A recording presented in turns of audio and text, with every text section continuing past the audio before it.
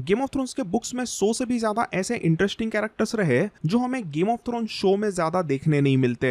और ऐसे ही कैरेक्टर्स में आता है one of the most fascinating character और मेरा पर्सनल फेवरेट वारामीर, जिसे वारामीर सिक्स किंग्स भी कहते हैं। तो आखिर कौन है ये वारामीर और उसकी जॉन स्नो के रिलेटेड कौन सी इंपॉर्टेंट साइड स्टोरी हमें बुक में देखने मिलती है, वो सब कुछ जानिए आज के इस song of ice and fire के लोर वीडियो में। तो दोस्तों, इस वारामीर का बचपन बियॉन्ड द वॉल एक वाइल्डिंग फैमिली में गुजरा था। ये वारामीर एक्चुअली उस वाइल्डिंग फैमिली का सेकंड बच्चा था और उसे एक बड़ी बहन भी थी। तो ये वारामीर नाम मिलने के पहले एक्चुअली उसके बहन ने उसे लंप करके नाम दिया था। तो अभी कुछ टाइम के लिए इस वारामीर को मैं कहानी में लंप करके बोलूंगा। तो अभी ये जो छोटा लंप था वो हमेशा बचपन में बीमार रहता और काफी वीक था, क्योंकि वो बचपन में एक प्री मैच्योर बेबी रहा था। उसी वजह से सभी लोग उसके छोटे से गांव में उसका मजाक उड़ाते। बट यही कुछ सिर्फ 4 साल की उम्र में इस लंप में अचानक से स्किन चेंजिंग की एबिलिटीज डेवलप होने लगती है। उसने बस 4 साल की उम्र में ही उनके फैमिली के डॉग लॉप्टिल नाम के एक कुत्ते में सीधा वॉर्क कर दिया था और उस कुत्ते में घुस के वो यहाँ वहां पर घूमते रहता। तो अगर आपको वॉर्गिंग और स्किन चेंजिंग की एबिलिटीज मतलब क्या होता है वो पता नहीं है, तो लेट मी टेल यू एकदम क्विकली। तो बेसिकली वॉर्गिंग की एबिलिटीज यानी कि स्किन चेंजिंग की एबिलिटीज में एक इंसान अपने माइंड से दूसरे एनिमल को कंट्रोल कर सकता है। तो हमने गेम ऑफ थ्रोन्स में भी देखा था कि ब्रान स्टार्क ऐसे बार बार स्किन चेंज करता है यानी वॉर्क करता है और वो दूसरे एनिमल्स में घुस के कुछ अलग अलग चीजें करता है। तो that's basically warging, that's basically skin changing. तो ये वारामीर यानी कि सिर्फ 4 साल का जो लंप था वो वॉर्गिंग अचानक से सीख गया था और उसे उस पावर के बारे में कुछ ज्यादा पता भी नहीं था, बट फिर भी वो यहाँ वहां पर वॉर्ग वगैरह करते ही रहता है। उस लॉप्टिल के साथ साथ ही उस फैमिली में स्निफ और ग्राउलर ऐसे 2 और कुत्ते भी थे और ये लंप उन तीनों डॉग्स में बार बार स्किन चेंज करते ही रहता। उसे भी नहीं समझता कि वो सब चीजें आखिर क्या है, बट वो अपने एबिलिटीज का इस्तेमाल खुद ही से सीखने लगता है और उस वो एबिलिटी में काफी पावरफुल भी होने लग गया। सो ऐसे ही 1-2 साल बीत जाते हैं और उस लंप को एक बम्प नाम का बेबी ब्रदर होता है। तो ये जो छोटा बम्प अभी इस वाइल्डिंग फैमिली में आया था वो अपने माता पिता, सिस्टर और उस छोटे से विलेज में सभी जगह पे बहुत ही ज्यादा पॉपुलर हो गया। ये बम्प एकदम ही प्यारा छोटा सा बच्चा था और उसे सभी लोग बहुत ही ज्यादा प्यार करते। तो कई बार ऐसे छोटे बच्चों में होता ही है कि मॉम डैड अगर अपने भाई को ज्यादा प्यार कर रहे हैं ऐसा लगे तो हम थोड़ा सा जेलस फील करते ही है। बट ये लंप तो कुछ नेक्स्ट लेवल पे जेलस फील कर बैठा। तो बम्प को बहुत ही ज्यादा उसके मॉम डैड अटेंशन दे रहे हैं और सब लोग उस बम्प को ज्यादा प्यार कर रहे हैं। ये जैसे ही 6 साल के लंप ने देखा तो उसकी जेलसी एकदम हॉरर विलन में बदल गई। इस समय पर लंप सिर्फ 6 साल का था और बम्प यही कुछ 2 साल का था और उस समय पर इस लंप ने लॉप्टिल में सीधा वॉर्क किया और उसने अपने बेबी ब्रदर बम्प पे सीधा अटैक किया और उसे मार डाला। सो मतलब सिर्फ 6 साल के लंप ने एक कुत्ते में वॉर्क किया, एक कुत्ते में स्किन चेंज किया और उसने अपने ही बेबी ब्रदर को सीधा मार डाला। तो जब बेबी बम्प की ऐसे अलग अलग टुकड़ों में बटी हुई लाश उसके पिता देखते हैं तो वो एकदम ही शॉक्ड होते हैं और एकदम हॉरिफाइड होते हैं। वहां पर जब लंप और बम्प के वाइल्डिंग पिता पहुंचे तो उन्होंने देखा कि बम्प के लाश के आसपास 3 फैमिली के कुत्ते वहां पर ऐसे ही मौजूद थे। उस लाश के आसपास वो मंडरा रहे थे। तो उन्हें लगा कि इन तीनों कुत्तों में से ही किसी ना किसी अपने बेटे को मारा होगा, बट उन्हें समझता नहीं कि किसने मारा है। इसलिए उन्हें बहुत ही ज्यादा गुस्सा आया और लंप के डैड ने सीधा अपनी एक्स ली और एक एक कुत्ते को मारना शुरू कर दिया। सबसे पहले तो उन्होंने स्निफ नाम के कुत्ते को मारा और फिर ग्राउलर नाम के दूसरे कुत्ते को मारा। देन फिर उन्होंने अपनी एक्स जोर से घुमाई लॉप्टिल कुत्ते के सर के ऊपर। जैसे ही लॉप्टिल कुत्ते का सर पूरा कटा तभी उसी समय पर लंप एकदम जोर से चिल्लाया। वो जोर जोर से रोने लगता है और एकदम अजीबोगरीब यहाँ वहां पर चीखने चिल्लाने लगता है। तो जैसे ही इस लंप की ये सभी हरकतें उसके पिता ने देखी तो उन्हें समझा कि इस लंप ने प्रोबेबली लॉप्टिल में वॉर किया होगा, और एग्जैक्टली वही हुआ था। लॉप्टिल कुत्ते की जब भी मौत होती है तभी उसके अंदर स्किन चेंज करके लंप भी मौजूद था, और उसी वजह से लॉप्टिल के मौत को लंप ने फील किया। उसके पिता को वहीं पे समझा कि लंप इज अ वॉर्ग और ये बहुत ही डेंजरस पागल किस्म का बच्चा है। लंप के पिता उस लंप को सीधा घर से बाहर घसीटते हुए लेके जाते हैं और वो विलेज से यही कुछ थोड़ा सा दूर बसे हुए एक जंगल में एक बंदे के पास उसको लाके छोड़ देते हैं। तो इस बंदे का नाम है हैगन। तो ये हैगन भी उस जंगल में रहने वाला एक अनोखा स्किन चेंजर था, और उसने यही कुछ 10-12 स्किन चेंजर्स की एक छोटी सी टीम बना के रखी थी। तो लंप यही कुछ 7 साल की उम्र से हैगन के साथ रहने लगता है, और हैगन उसे सब कुछ स्किन चेंजिंग के बारे में सिखाने लगा। एक्सपीरियंस्ड हैगन वहां पर लंप को एकदम अच्छे से सिखाता है कि स्किन चेंज कैसे किया जाता है, स्किन चेंजिंग के एबिलिटी के रूल्स क्या है, और वो खास करके वहां पर लंप को सिखाता है कि अलग अलग एनिमल्स के स्ट्रेंथ और वीकनेसेस क्या है। मतलब वो बेसिकली सिखाता है कि स्किन चेंज करके एकदम अच्छे से सर्वाइवल स्किल्स को कैसे डेवलप किया जाए। तो लंप तो बचपन से ही खुद ही से एकदम अच्छे से स्किन चेंजिंग के बारे में सब कुछ सीखता आया ही था, बट अभी उसे एक यहाँ पर बहुत ही अच्छा टीचर मिला था। तो धीरे धीरे लंप के स्किल्स बहुत ही अच्छी तरीके से डेवलप होने लगते हैं, और उसने इवेंचुअली अपना नाम चेंज करके वारामिर रखा। तो यही कुछ अगले 10 सालों तक वारामिर एक बहुत ही अच्छा स्किन चेंजर बन के उभर के आने लगा। इन अगले 10 सालों में वो कई सारे अलग अलग एनिमल्स को कब्जे में करने की कोशिश करता ही रहता। ऐसे ही करते करते उसने अपनी एक खुद की अलग सी टीम बना के रखी थी, जिसमें 3 वुल्फ शामिल थे। एक वुल्फ का नाम था वन आई, सेकंड का था stalker, and third was sly. फिर इसके बाद में उसके टीम में आता था एक शैडो कैट, एक ईगल और एक 15 फुट का स्नो बेयर। तो ऐसे 6 अलग अलग एनिमल्स को वारामिर ने एकदम अच्छे से कंट्रोल करना सीख लिया था। वो एक ही टाइम पे ऐसे 6 अलग अलग एनिमल्स में सीधा वॉर कर सकता था। वारामिर ने उन 6 एनिमल्स में बार बार स्किन चेंज करके वॉर करके उनके सोचने का तरीका ही बदल दिया।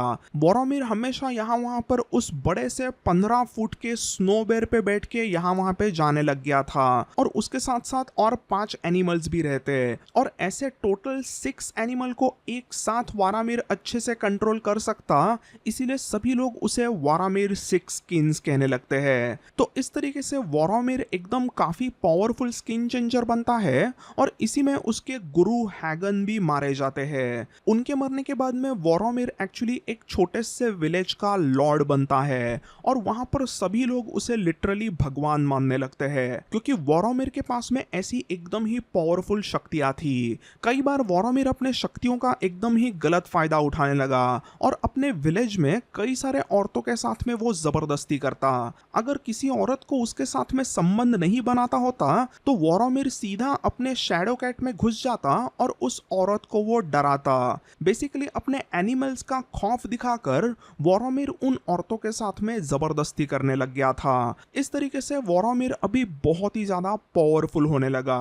तो एक बार ऐसे ही कुछ लोगों ने सोच लिया कि इस वारामिर को हमें मार देना चाहिए, और उन्होंने वारामिर को मारने की प्लानिंग कर दी। जैसे ही उन्होंने वारामिर को मारने की कोशिश की तो वारामिर सीधा एक शैडो कैट और बड़े से स्नो बेयर में घुस गया, और उसने उन सभी अटैक करने वाले लोगों को ही मार गिराया। तो ऐसे सब कुछ इंसिडेंट वारामिर के साथ में शुरू थे, और इन्हीं सब इंसिडेंट्स की खबर eventually king beyond the wall Mance Rayder को पता चलती है। जैसे ही मैंस को ऐसे कोई वारामिर करके एक स्किन चेंजर है इसके बारे में पता चला, तो वो इस वारामिर से मिलता है, और वो उसे बताता है कि वारामिर को मैंस रेडर के प्लान्स में शामिल होना चाहिए। इस समय पर मैंस रेडर वॉल पर अटैक करने की प्लानिंग कर रहा था, और उस बड़े अटैक में वारामिर उसका बहुत ही इंपॉर्टेंट साथी हो सकता है, ऐसे मैंस रेडर को लगता है। जैसे ही मैंस रेडर ये प्रपोजल वारामिर के सामने रखता है, है तो वोरोमिर भी उस चीज को एक्सेप्ट करता है और उसी के साथ साथ वोरोमिर और मैंस की यहाँ पर दोस्ती हो गई। बट अभी यहाँ पर सवाल आता है कि आखिर इस वोरोमिर की जरूरत मैंस को क्यों पड़ी। तो इसका सबसे इंपॉर्टेंट रीजन था कि मैंस रेडर के official warg, official skin changer Orell की मौत। Remember this Orell guy from Game of Thrones. तो जैसे कि मैंने बताया कि ये ओरेल करके जो बंदा था वो मैंस रेडर का ऑफिशियल स्किन चेंजर था। बट इस ओरेल को जॉन स्नो सीधा मार देता है। बट मरने के पहले वो ओरेल एक्चुअली एक ईगल में घुसा था और उस ईगल में घुस के उसने जॉन स्नो पर भी अटैक किया था। तो इस तरीके से ओरेल की ह्यूमन बॉडी इवेंचुअली मरने के बाद में ओरेल के ईगल में ओरेल का एक थोड़ा सा कॉन्शियसनेस बाकी रहता है और उसी ईगल को इवेंचुअली वोरोमिर कंट्रोल करने लगता है। तो अभी उस ईगल में ओरेल की कॉन्शियसनेस पहले से ही मौजूद थी और उस कॉन्शियसनेस को वोरोमिर एक तरीके से महसूस करता है।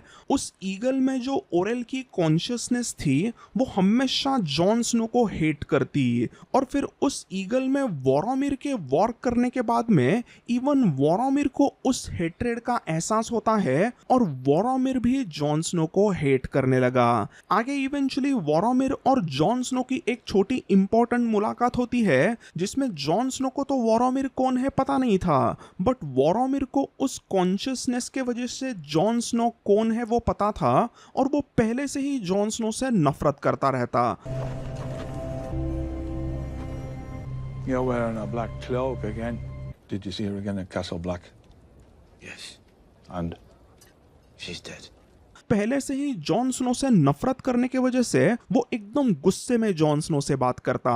तो उनके बीच में वहां पर कुछ ऐसे एकदम इंपॉर्टेंट सीन इसके अलावा तो कुछ नहीं था।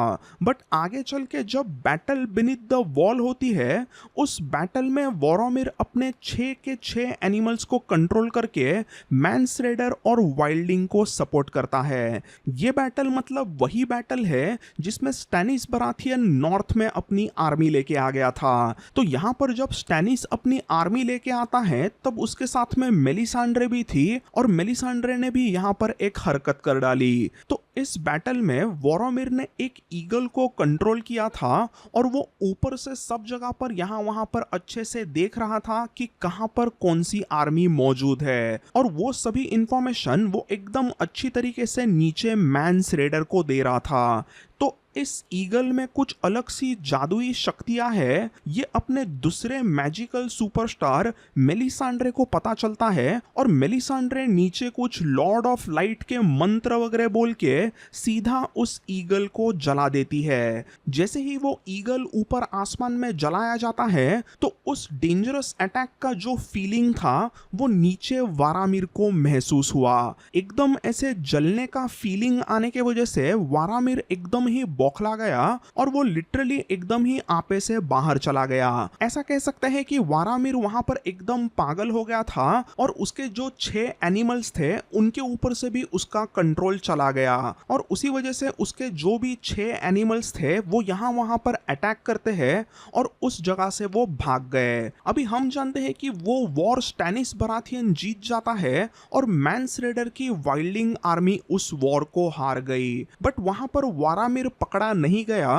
क्योंकि वोरोमिर वहां से भाग गया था। वो वॉर खत्म होने के बाद में काफी टाइम के बाद में हमें पता चलता है कि वारामिर ने अभी एक स्पीयर वाइफ ले ली है। स्पीयर वाइफ मतलब एक ऐसी वाइल्डिंग औरत होती है जो एक मर्द की ऑब्वियसली वाइफ भी है बट वो एक अच्छी वॉरियर भी होती है। तो वोरोमिर के इस स्पीयर वाइफ का नाम था थिसल। तो ये थिसल और वोरोमिर बियॉन्ड द वॉल एकदम अच्छे से छुपके से रहने लगते हैं और उन्होंने यहाँ वहां पर पनाह ले ली थी। वोरोमिर के पास में अभी इस समय पर उसके बाकी के एनिमल्स तो ज्यादा नहीं थे बट उसके तीनों वुल्व्स अभी भी उसके साथ थे। तो एक दिन ऐसे ही वोरोमिर और उसकी वाइफ थिसल यहाँ वहां पर खाना वगैरह ढूंढ रही थी तब उसे एक जगह पर एक छोटा सा अबैंडन्ड विलेज दिखा। जैसे ही वोरोमिर वहां पर चला जाता है तो उसे एक औरत की मरी हुई लाश दिखी, जिस लाश के ऊपर कई सारे एकदम अच्छे वार्म क्लोक थे। तो वोरोमिर ने सोचा कि वो उन कपड़ों को निकाल देगा